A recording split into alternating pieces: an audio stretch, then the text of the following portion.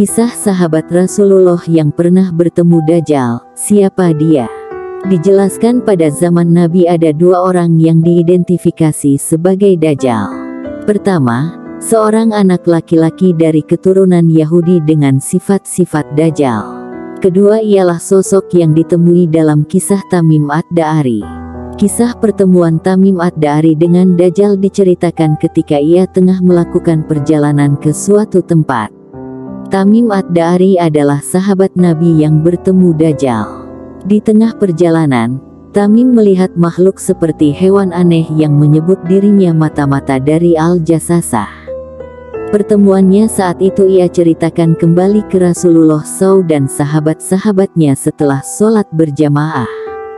Rasulullah SAW pun bersabda, "Demi Allah, sebenarnya aku mengumpulkan kalian bukan lantaran untuk memberi kabar gembira atau sedih. Tidak hanya Dajjal, aku mengumpulkan kalian karena Tamim ad-Dari, seorang laki-laki yang semula beragama Kristen, datang untuk berbaiat dan masuk Islam, telah menyampaikan sesuatu yang sesuai dengan apa yang telah saya sampaikan kepada kalian tentang Dajjal." Mahmud Rayab Hamadi dalam buku Tanda-Tanda Kiamat disebutkan bahwa di tempat tersebut ketika mereka bertemu Dajjal, Dajjal bertanya kepada mereka dan mereka bertanya kepada Dajjal. Saat itu Dajjal terbelenggu besi dan memberitahukan mereka tentang waktu kemunculannya beserta tanda-tandanya. Menurut cerita Rasulullah, Tamim kala itu sedang menaiki perahu bersama dengan 30 orang laki-laki dari suku Juzam dan Lakaham. Gelombang laut yang kencang membuat rombongan mereka singgah di suatu pulau. Ketika menepi, di pulau tersebut mereka bertemu makhluk yang berbulu lebat. Mereka pun bertanya, "Siapakah kamu ini, hai makhluk berbulu?" Makhluk berbulu itu menjawab, "Aku adalah Al-Jassasah." Mereka bertanya lagi, "Apakah Jassasah itu?"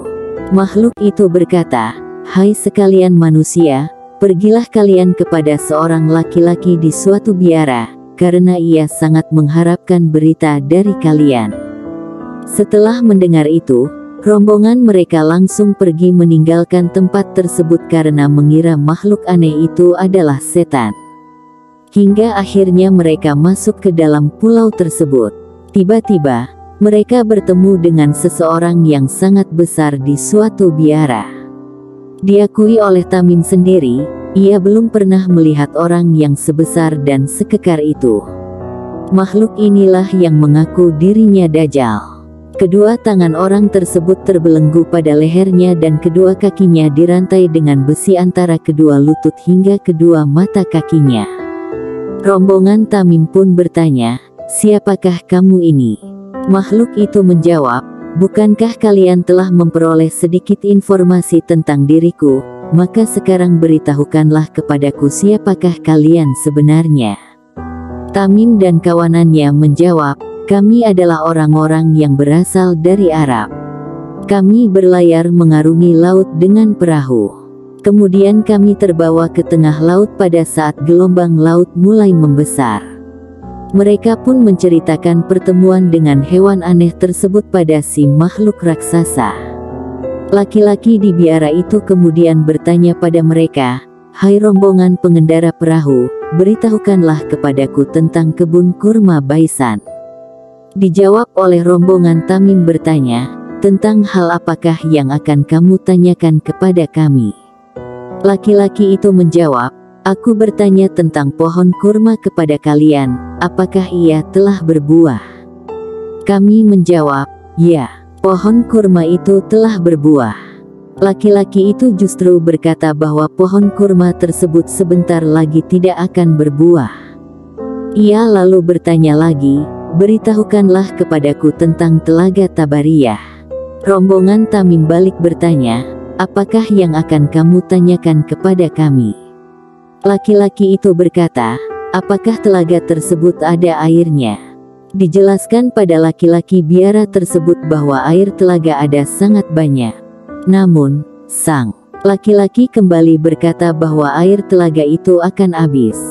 Kemudian laki-laki itu bertanya lagi, beritahukanlah kepadaku tentang seorang nabi utusan Allah yang umi, apa yang telah ia lakukan?" Rombongan Tamim menjawab, "Nabi tersebut telah keluar dari kota Makkah dan menetap di kota Yasrib, Madinah."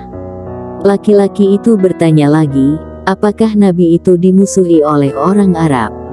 Dan kemudian dijawab dengan, "Ya, ia selalu dimusuhi orang Arab." Laki-laki itu terus bertanya, bagaimana upaya Nabi tersebut dalam menghadapi mereka.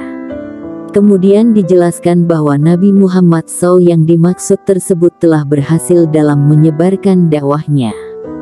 Hingga lelaki biara itu menjawabnya dengan panjang lebar sembari menjelaskan siapa dirinya. Hal ini pun menjelaskan mengapa ia mengetahui tentang masa yang akan datang. Sungguh lebih baik apabila orang Arab itu mematuhinya.